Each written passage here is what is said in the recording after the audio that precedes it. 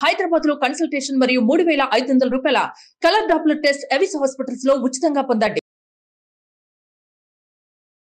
నమస్తే రమ్మగారు. నమస్తే జయ.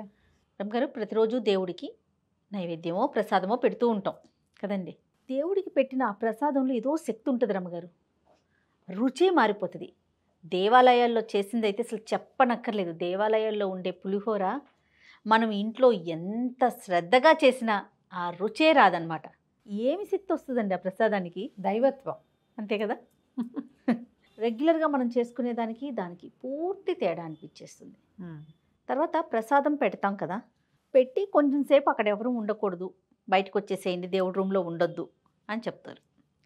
అంటే స్వామి ఆ ప్రసాదాన్ని తింటారా, చూస్తారా, ఏం జరుగుతుంది? గుళ్ళో ప్రసాదం అంటే గుడిలో ఒక ప్రత్యేకమైన వాతావరణం ఉంటుంది. మన ఇంట్లో లాగా ఉండదు కదా. కదా, ఒక ప్రత్యేకమైన స్తోత్రాలు, శ్లోకాలు, మంత్రాలు, హారతులు, తులసిమాలలు, పుష్పమాలలు, తర్వాత ఒక ప్రత్యేకమైన చాంటింగ్. మనం ఏ ఇంట్లో ఏం చదివినా గుళ్ళో చదివినట్టుగా రాదు. అస్సలు గుళ్ళో చదివినట్టుగా ఉండదు. అక్కడ మోగే గంటలు, ఆ గుడి తాలూకు నిర్మాణం, దీనివల్ల అక్కడున్న ప్రసాదానికి దైవత్వం వచ్చేస్తుంది. పైగా గుళ్ళో ప్రసాదం ప్లేట్లో పెట్టుకుని తింటామా, మనం స్పూన్ వేసుకుని చేతిలో పెట్టుకుంటాం. అంతకుముందే మనం ఏం చేస్తాం, లోపలికి వెళ్ళి అంత ప్రదక్షిణాలు చేసి ఏదైనా శ్లోకమో స్తోత్రమో ఒక నామజపమో చేసుకుంటాం.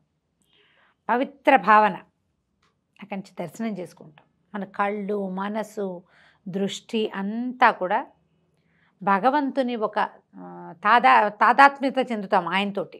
ఒక అలౌకికమైన ఏమంటారంటే మన ఆధ్యాత్మిక భావనలోకి వెళ్తాం కదా. అప్పటిదాకా మన భావ సంచలనాలు, భావావేశాలు, భావోద్వేగాలు వేరు. దర్శనం చేసుకునేటప్పుడు మన మైండ్ సెట్ వేరేగా ఉంటుంది. తీర్థం తీసుకుంటాం, సెఠారి తీసుకుంటాం, తర్వాత కదా ప్రసాదం, హారతి అద్దుకుంటాం, ఏదో దక్షిణ ఇస్తాం. ఆ ప్రసాదం తీసుకోగానే ఈ మొత్తం క్రియలతోటి మన మైండ్ సెట్ ఎట్లా మారిపోయింది, పాజిటివ్గా అయిపోతుంది కదండి. పూర్తిగా ఒకలాంటి అంటే ఒకలాంటి శక్తి అని చెప్పలేము, ఏదో వచ్చేసింది మనకి, ఒక బలం వచ్చింది, ఒక ధైర్యం వచ్చింది. ఎన్ని ఆలోచనలు వస్తాయో ఆలయానికి కనుక వెళ్ళొస్తే. ఏమవుతుందంటే మన చుట్టూతా ఒక ఆరా ఉంటుంది కదా, ఇది దేవాలయపు ఆరాలోకి ప్రవేశిస్తాం మనం. ఇప్పుడు మనం మనుషులం, మనకే ఒక ఆరా ఉంటుంది. అవును, మన శరీరం నుంచి కొంత బయటకు ఉంటుంది. దేవాలయము కొలతలతోటి ప్రత్యేకంగా నిర్మించబడింది కదా. ఈ నిత్యం పూజ గీజ చేయటం వల్ల వాటికి ఏమవుతుంది, ఆరా పెద్దదైపోతుంది, చక్రం చాలా పెద్దదిగా ఉంటుంది. మనం ప్రదక్షిణ చేసి అందులోకి ఆ ఏమన్నా ప్రచండమైన పాజిటివ్ ఎనర్జీలోకి వెళ్ళిపోతాం మనం. అప్పుడు మన ఆర ఏమవుతుంది, పుల్ చేయబడుతుంది, లాగేస్తుంది బయటికి మన ఆరాని. మన లోపల ఉన్నటువంటి దైవిక శక్తి ఒకటి ఉంది కదా మన లోపల, అది ఉండటం వల్లే కదా మనం నడుస్తూ తిరుగుతున్నాము. ఈ దైవిక శక్తి ప్రజ్వలం ఎక్కువ అవుతుంది అనమాట, బాగా మండుతుంది. ఒక జ్యోతిలాగా ఉంటాడు భగవంతుడు మన లోపల. ఈ మెయిన్ సోర్స్ దగ్గరికి వెళ్ళేసరికి మన ఇన్నర్ సోర్స్ ఏదైతే ఉందో అది మెరవడం మొదలు పెడుతుంది. దానివల్ల మనకి గాల్లో తేలుతున్నట్టు, చాలా లైట్గా అయిపోయినట్టు, ప్రశాంతత వచ్చినట్టు, తేలికపడినట్టు, మనశ్శాంతిగా ఉన్నట్టు, పీస్ఫుల్గా ఉన్నట్టు, ఈ భావాలన్నీ కూడా కలుగుతాయి. ఏదైనా సమస్య ఉన్నా కూడా ఏమనిపిస్తుంది అంటే రమ్మగారు, ఓకే నేను గుడికి వచ్చాను కదా, అంతా ఆయనే చూసుకుంటాడు అని ఒక ధైర్యం వస్తుంది. ఏదో నామజపం చేసుకుంటాము. మనం నామజపం ఇంట్లో చేసుకునే దానికి దేవాలయంలో చేసిన దానికి తేడా ఉంది. గోశాలలో కూడా మీరు ఇదే పొందుతారు, ఇలాంటి భావన. తెలిసినా తెలియకపోయినా జయ, ఓకే బాగా తెలుసు అనుకో మన దాని. ఇప్పుడు నేను చెప్తున్నానా, మీరు ఇదేంటి అని ఫీల్ అయ్యి తెలుసుకోవడానికి ప్రయత్నం చేస్తే ఇంకా ఎక్కువ వస్తుంది. ఏమీ తెలియకపోయినా లైట్ ఫీల్ వస్తుంది. దీపం దగ్గరికి వెళ్ళగానే వెలుగు మన కంటికి కనపడ్డట్టు, లోపల వెలుగుకి తెలిసిపోతుంది మనం ఇక్కడికి వెళ్ళాము అని. నీ బుద్ధికి తెలియదు, నువ్వు అజ్ఞానివి అయినా సరే నీ ప్రశాంతత వస్తుంది, బాగుంది అనిపిస్తుంది. దానికి ఒక పేరు పెట్టలేవు నువ్వు, దీనివల్లే నీకు తెలియదు కరెక్ట్ అండి, కానీ జరిగిపోతుంది. ఈ ప్రసాదము నివేదన చేయబడుతుంది కదా, ఇన్ని భావావేశాలతో, ఇన్ని ఈ రకమైన పీస్ తోటి ఉన్నప్పుడు అది మన చేతిలోకి రాగానే దాని రుచి మన బ్రెయిన్కి అందుతుంది. అందులో ఉప్పు తక్కువైందా, కారం ఎక్కువైందా, సరిపోలేదా చింతపండు, అలా అనిపించదు. ఒక తినక మళ్ళీ చేస్తారు. 99% పీపుల్ రెండోసారి ప్రసాదానికి చేయి చాచుతారు. లేదనుకో పక్క వాళ్ళు ఎవరైనా వదిలేస్తారేమో చూసి మన వాళ్ళు అయితే వాళ్ళ దాంట్లో ఇచ్చి తీసుకుంటారు, నువ్వు తినకపోతే నాకు ఇచ్చేయి. ఇది దేవాలయంలో పెట్టడం వల్ల ఇన్ని రకాల ఈక్వేషన్స్ కుదరటం వల్ల జరుగుతుంది. మనం ఇంట్లో కూడా పెట్టుకుంటాం. అయితే ఈ ప్రసాదం నివేదన పెట్టినప్పుడు నీకు ఎంతసేపు అదే డౌట్, ప్రసాదం దేవుడు తింటాడా అనేది చిన్న క్వశ్చన్, దాన్ని ఇంత పెద్ద చేసి అడుగుతున్నావు నువ్వు. ఎందుకంటే రమ్మగారు ఇంట్లో ఏదన్నా పండుగప్పుడు కానీ అలాంటప్పుడు ప్రసాదాలు పెట్టినప్పుడు మీరు ముందు బయటకు వచ్చేసేయండి, ముందు ఆ డోర్లు వేసేయండి అని అంటారు. అమ్మ ఎక్కువగా రెగ్యులర్గా వింటానమాట. కాసేపు అక్కడే ఉంచాలి అని. అంటే ఇప్పుడు ఏ మంత్రము పెద్దగా మంత్రాలు తంత్రాలు చేయని వాళ్ళు ఏం చేస్తారు, ప్రసాదం నివేదన చేశాక కాసేపు వదిలిపెట్టి అప్పుడు తెచ్చుకోవాలనుకుంటారు. స్వామి యొక్క దృష్టి దాని మీద పడుతుందని. ఇప్పుడు మనం ఇంత ప్రసాదం పెట్టాం, అందులో నుంచి ఏం ఖర్చు అవ్వదు, ఒక్క మెతుకు కూడా తిండు. ఆయనకి ఎందుకు, అన్నీ ఇచ్చింది ఆయన అయితే ఆయనకి మన అన్నం కావాలి, అక్కర్లా. కాకపోతే ఏం చేస్తాడంటే అందులో నుంచి సూక్ష్మాంశాన్ని భగవంతుడు తీసుకుంటాడు. మనం ఏ ప్రతిమా రూపాన్ని ఆరాధిస్తున్నామో ఆయన మన యొక్క శ్రద్ధని ఈ ప్రసాదం నుంచి తీసుకుంటాడు. ప్రసాదంగా పెట్టినవన్నీ బాగానే ఉంటాయి, నైవేద్యంగా పెట్టినవన్నీ బాగానే ఉంటాయి.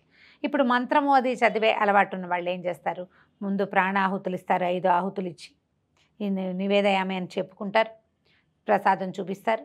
తర్వాత ఉత్తరాపోసనం అన్నం తిన్న తర్వాత చేయి కడుక్కోవటానికి నీళ్లు, హస్తౌ ప్రక్షాళయామి, పాదౌ ప్రక్షాళయామి, ముఖే పునరాచమనీయం సమర్పయామి, ముఖానికి మళ్ళీ ఆచమనం, ఇంకొకసారి నీళ్లు. ఇవన్నీ మంత్రాలు ఒకదాని వెనకాల ఒకటి జరుగుతాయి. మనం లేచి వెళ్ళిపోయి తలిపే ఎక్కర్లా. ఇవన్నీ అయిన తర్వాత ముఖమండపార్థం తాంబూలం సమర్పయామి అని తాంబూలాన్ని కూడా సమర్పిస్తాం. వినాయక చవితి అప్పుడు లేచెళ్ళాం, ఇవన్నీ చేస్తారు, అందరూ చేస్తారు. రెగ్యులర్గా పూజా విధానం షోడశోపచారాలు ప్రాక్టీస్ ఉన్న వాళ్ళు ఇది చేస్తారు. నివేదన చేసిన తర్వాత అప్పుడు హారతిస్తాం, నీరాజన విధి. దాని తర్వాత పునఃపూజ ఏదో చేసి, రోజువారీ చేసే పూజల్లో పునఃపూజలు చేయరు. నయం తాంబూలం సమర్పయామి అయిన తర్వాత అక్షతలు శిరస్సు మీద వేసుకోవటం, నమస్కారం చేస్తే ఈ క్రియ లోపల భగవంతుడు మనం పెట్టిన ప్రసాదాన్ని చూసేస్తాడు. ఆ తర్వాత మనం దాన్ని తెచ్చేసుకోవచ్చు. ఈ సూక్ష్మాంశంలో గ్రహించడం, స్థూలంగా ఉన్న ఆ పదార్థాన్ని మనకే వదిలిపెడతాడు, అందులో నుంచి సూక్ష్మాంశాన్ని గ్రహిస్తాడు. అందుకని నిత్యము నివేదన. 5 పంచోపచారాలు చేసినప్పుడు కూడా ధూపదీప నైవేద్యాలు, తాంబూలము, హారతి, లేదా ధూపదీప నైవేద్యాలు, నమస్కారము, హారతి, ధూపం దీపంతో పాటు నైవేద్యం అని స్పష్టంగా పంచోపచారాల్లో చెప్పబడింది. నువ్వు ఇంత పటిక బెల్లం పెట్టు, అంత ఒట్టి బెల్లం ముక్క పెట్టు, కాస్త అంత పెసరపప్పు నానబెట్టి చెంచాడు నానబెట్టి నీళ్ళు ఉంచేసి తడి పెసరపప్పు పెట్టు, దాని మీద బెల్లం ముక్క, కొబ్బరికాయ కొట్టు, అరటిపళ్ళు పెట్టు, దానిమ్మ పండు పెట్టు, ఏదైనా పెట్టు, అన్నం వండి అన్నం పెట్టు, ఈ చిప్స్ చిటి దొరుకుతాయి పటిక బెల్లం, పంచదార చిప్స్, అవైనా పెట్టు. ఆ లైన్ ఏంటంటే నీ యొక్క శ్రద్ధని సూచిస్తుంది. 5 ఉపచారాలు చేసి భగవంతుణ్ణి నేను నిన్ను ఆశ్రయించుకుని ఉన్నవాడిని అని చెప్పటం. నువ్వు ఇన్ని పటిక బెల్లం పలుకులు పెట్టినా పుచ్చుకుంటాడు, ఇంత గిన్నెడు పరమాన్నం చేసి పెట్టినా తీసుకుంటాడు. నిన్న పటిక బెల్లం పెట్టాడు, వాడు పాయసం పెడుతున్నాడు, వీడు దుప్పతగా అనుకోడు భగవంతుడు. నిన్నటి నీ శ్రద్ధని ఇవాల్టి నీ శ్రద్ధని కూడా గ్రహిస్తాడు. పటిక బెల్లం అయితే ఒక వరం ఇస్తాడు, పరమాన్నం అయితే పెద్ద వరం ఇస్తాడు అనుకోవద్దు. లేదు, నైవేద్య విధి నువ్వు నిర్వర్తించావా లేదా, ఆ ప్రసాదాన్ని తీసుకోవటం. ప్రసాద స్వీకారం మానేయకూడదు పొరపాటును కూడా. ఏదో వెళ్తున్నావు వాళ్ళ ప్రసాదం అంటే పంచి పెడతారు, మాకు వద్దు అనకూడదు, ఖచ్చితంగా తీసుకోవాలి. అయితే ఒక చిట్టి కథ ఉంది చూడు, దీని కనెక్షన్. ప్రసాదం తింటాడా అని ఓ ప్రశ్నిస్తూ ఉంటారు. ఓ గురువుగారు సరే సమాధానం చెప్పరు, పిల్లలందరినీ చదువుకోమంటారు. చదువుకుంటారు. ఈ పిల్లాడు ఎవరైతే ప్రసాదాన్ని దేవుడు పెడతా తింటాడా అని అడిగిన పిల్లాడిని పాఠం అప్పచెప్పమన్నారు. వాడు పద్యం అప్పచెప్పాడు. గురుగారు, ఎరా ఈ పద్యం తీసేసావా పుస్తకంలో నుంచి అన్నాడు. అబ్బాయి ఇదిగోండి అని పుస్తకం చూపించాడు. పుస్తకంలో ఉంది కదా, మరి నీకెలా వచ్చిందిరా అని అడిగాడు గురుగారు. నా మస్తకంలో ఉందండి అన్నాడు. మరి పుస్తకంలో నుంచి నువ్వు తీసావు, పుస్తకంలో ఉండకూడదు. ప్రసాదం నివేదన చేసావు, ఇంత గిన్నెంతా అక్కడే ఉంది, నువ్వు ప్రసాదం పుచ్చుకున్నావు. మరి ఏది ఎట్లా, మరి పుస్తకంలోనే ఉండాలి కదా. అదే ఎందుకు లేదు, పుస్తకంలో ఉన్నది నువ్వు చదివి నీ మనసుకు స్వీకరిస్తే మనసులోకి తీసుకుంటావు. పుస్తకంలో విద్య పుస్తకంలోనే ఉంటుంది. నీ మస్తకంలో కూడా నువ్వు తీసుకోగలిగావు. ఎట్లా గ్రహించావు దాన్ని? నువ్వు తీయాలిగా అక్కడి నుంచి, బుద్ధితో గ్రహించావు. భగవంతుడు అంతే, కంటితో తీసుకుంటాడు. ఆ కన్ను ఎలాగా నీ యొక్క శ్రద్ధ వల్ల భగవంతుడి కన్ను నీ యందు తెరుచుకుంటుంది. నిన్ను దేవుడు ఎప్పుడు చూస్తాడు? అందరినీ చూస్తాడు. ప్రపంచం అంతటిని ఆయనే సృజించాడు, అందరినీ చూస్తాడు. నువ్వు పిలిస్తే ఇంకా బాగా చూస్తాడు, నువ్వు తలుచుకుంటే ఇంకా బాగా చూస్తాడు. నువ్వు ఎందుకు తలుచుకున్నావో చూస్తాడు, లేదా నీ పని నువ్వు చేసుకుంటూ ఉంటావు, చూస్తూ ఉంటాడు నిమిత్త మాత్రుడుగా దేవుడు. నువ్వు దీపం పెట్టావు, అబ్బా వీడికి దీపం పెట్టాడు, వీడి శ్రద్ధాళువు. ధూపం చూపించావు, బాగుంది. ప్రసాదం అబ్బో వీడి ప్రసాదం కూడా చూపిస్తున్నాడు. నమస్కారం చేసావు, వీడు శ్రద్ధ. వీడి నమస్కారానికి ప్రతి నమస్కారం చేయాలని చూస్తాడు భగవంతుడు. భగవంతుడు ప్రతి నమస్కారం అంటే ఎట్లా చేస్తాడు? ఆశీర్వచనంతో చేస్తాడు. అది పెద్దవాళ్ళు ప్రతి నమస్కారం చేయరు, చిరంజీవి అంటారు. అది కదా కావాలి మనకి. హారతి ఇస్తావు, హారతి వెలుగులో తెరుచుకున్న భగవంతుడి కన్ను నీ మీద సుప్రతిష్టంగా ఉంటుంది. ఆ ప్రసాదాన్ని స్వీకరిస్తావు, భగవంతుడు చూసిన దాన్ని నువ్వు తీసుకుంటావు. నీకు ఫలితం వస్తుంది ఎంతో కొంత, నీకు రావాల్సినంత, నీకు కావాల్సినంత కాకపోయినా రావాల్సింది వస్తుంది ఖచ్చితంగా. ఇలా ఆలోచించాలి. ఈయన తింటలేదు, ఇప్పుడు తిరుమలలో 16 ప్రసాదాలు ఏవో నివేదనలు చేస్తారు, అప్పాలు, జిలేబీలు, రకరకాలు కదా. అవును. మరి అవన్నీ బయటకు వస్తాయి. అసలు అక్కడ చేసినట్టుగా లడ్డు భూప్రపంచం మీద ఎక్కడైనా వస్తుందమ్మా ఆ రుచి? ఆ లడ్డు ఇంకో చోట ఏ దేవాలయంలో కూడా రాదు. ఏ దేవాలయపు లడ్డు స్పెషల్ అక్కడే, అంతే. ఆ స్పెషాలిటీ ప్రత్యేకత అదే. స్థానంలో ఉంది, అది పరిసరాల్లో ఉంది. దాని ప్రభావం ఈ వస్తువు మీదకి, తయారు చేయబడిన వస్తువు మీదకి వెళ్తుంది, వస్తుంది ఎంతో కొంత. ఆ రావటమే మనం దైవత్వం మనని చేరిన భావన వస్తుంది. ఇది ఎంత దైవత్వం లేకపోతే ప్రసాదం ఇస్తే ఇవాళ తలస్నానం చేయలేదని మానేస్తారు, డబ్బాలో పెట్టివ్వండి, రేపొద్దున తలస్నానం, ఇవాళ నాన్ వెజ్ తిన్నా, ముట్టుకున్నా, మైలు పడ్డాను, తలస్నానం చేయలేదు. తిరుపతి ప్రసాదం తలస్నానం చేసుకుని తినాలనే జాతిలో ఉన్నాం మనం. అవును. ప్రసాదానికి అంత గౌరవం ఉంది. నిజానికి మనం తినే ప్రతి లడ్డు భగవత్ సన్నిధికి చేరిందో లేదో మనకు తెలియదు, కానీ సాన్నిధ్యం నుంచి వచ్చిందన్న నమ్మకం మంది. అవునండి కదా.